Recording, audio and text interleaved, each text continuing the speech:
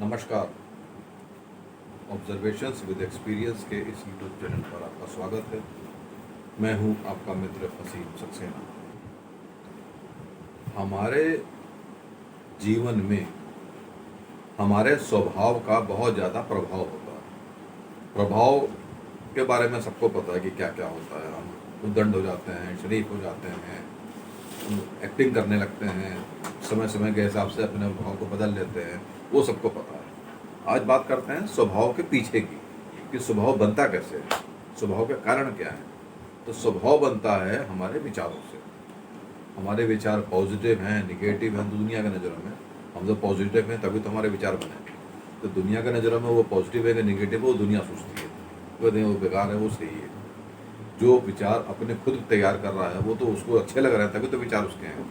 उन विचारों से उसका स्वभाव तैयार होता है। विचार कैसे बनते हैं? विचारों पर प्रभाव होता है संगति का। संगति कैसे आती है? संगति आती है हमारे पिछले जन्मों के संस्कारों के प्रभाव से। अब हमको पढ़ने वाला पसंद है, या खेलने वाला पसंद है, या शराब वाला पसंद है, या जुए वाला पसंद है, ये हमारे ब्लड के अंदर जो गुण ट्रांसफ़र होके आए हैं ओपनिंग बैलेंस के साथ, वो एक्टिवेट होते हैं समय समय पे, और वो अपने हिसाब से संगति को ढूंढ लेते हैं। अब संगति अच्छी है कि बुरी है? जो बच्चा है, संगति बच्चे से स्टार्ट होती है और बड़े होने होने तक वो उसकी आदतें बन जाती है। फिर वो उसके ऊपर पूरी तरीके से आश्रित हो जाता है।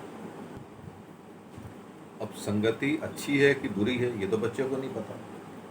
इसके लिए माता पिता का बहुत बड़ा योगदान होता है। वो उनको नज़र रखना है कि बच्चा सही है, गलत है, कहाँ जा रहा है। इसमें फादर का एडमिनिस्ट्रेटिव कंट्रोल बहुत आवश्यक है। एक हल्का सा एग्जाम्पल देता हूँ।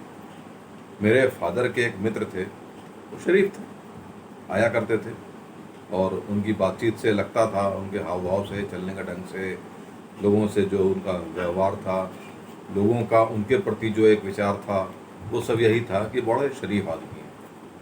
उनका जो बड़ा लड़का था वो पता नहीं कैसे कुसंगत में लग गया, और उसने वो सारे हरकत कर डाली, जिससे बाप बहुत शर्मिंदा हुए और अंततः उनका देहांत हो गया। अब देहांत हो गया, ये तो दुखद है, लेकिन लड़का कुसंगति में क्यों गया? तो जाहिर सी बात है, उनके एडमिनिस्ट्रेटिव कंट्रोल का वो सीसीटीवी कैमरा एक्टिवेट नहीं था, या उन्होंने उसको नज़रअंदाज किया, या उन्होंने उस जगह पे सीसीटीवी कैमरे को चालू ही नहीं किया। विश्वास ठीक है, लेकिन सीसीटीवी की फुटेज से आपका कंट्रोल करना बहुत आवश्यक है। आपने कुछ देखा गड़बड़, तो आपको उसी वक्त इमीडिएट एक्शन प्लान तैयार करना पड़ेगा। अगर एक्शन प्लान तैयार नहीं होगा तो बुरे परिणाम आना निश्चित है।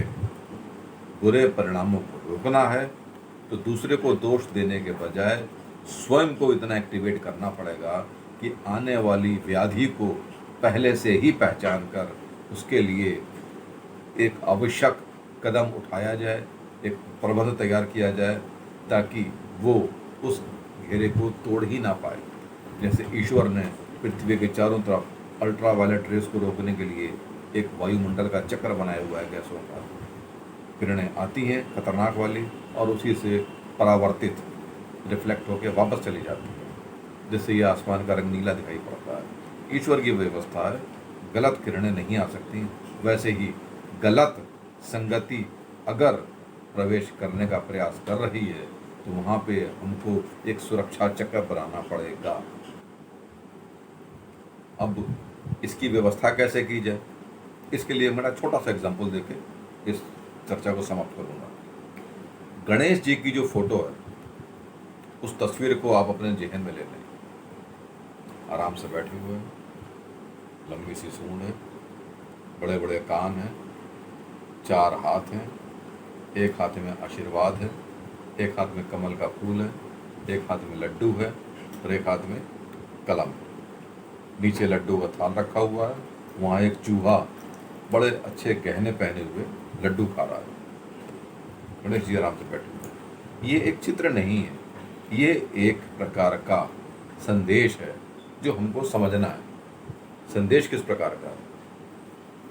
गणेश जी प्रबंध यानी मैनेजमेंट के द्योतक हैं। उन्होंने इस चित्र के अंदर मैनेजमेंट की सारी विधियां बता दी कि कौन सा काम कैसे होना है। अब इस चित्र को हम चर्चा करते हैं। सबसे पहले कमल का फूल। मैनेजमेंट को पारदर्शी होना चाहिए।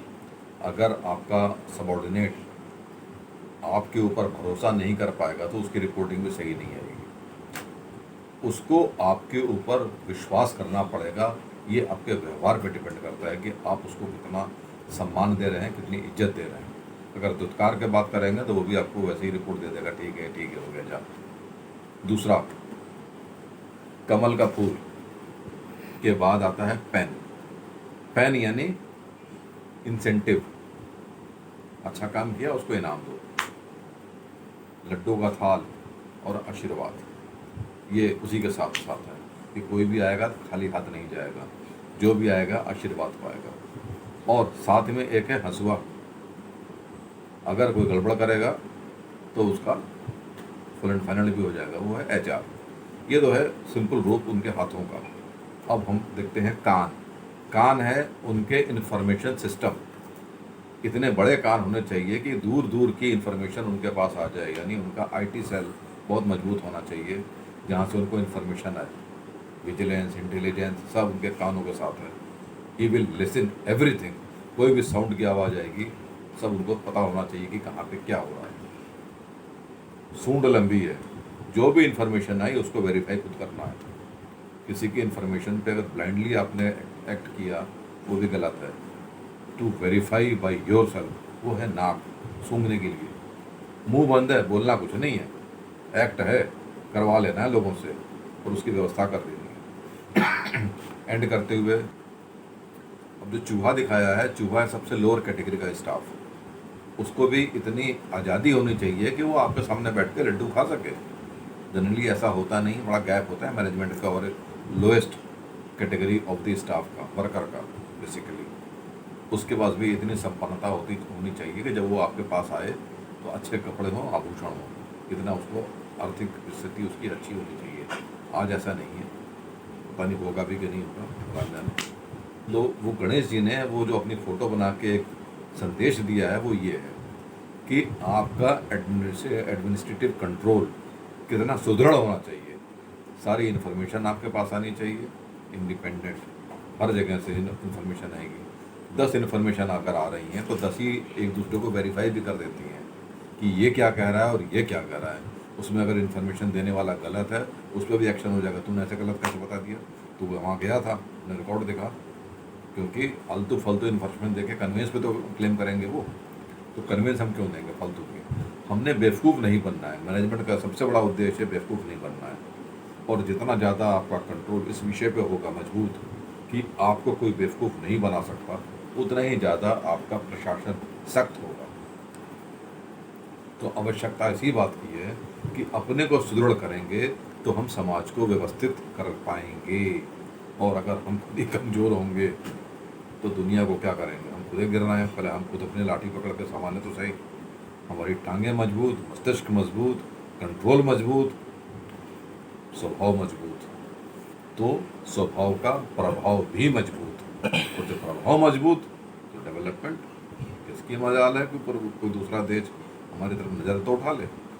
तो हमारे जितने भी संरक्षण के अंदर हैं सब सुरक्षित होंगे और सबको पता है अरे सर जी हैं, कोई दिक्कत वाली बात नहीं है, तो कैसे गलत कर रहा है।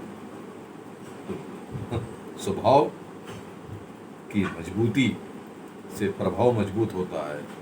हाँ, पारदर्शिता होनी चाहिए और चरित्र भी स्वच्छ होना चाहिए। यहाँ तक देखने के लिए बहुत बहुत धन्यवाद। आपका दिन शुभ हो। नमस्कार।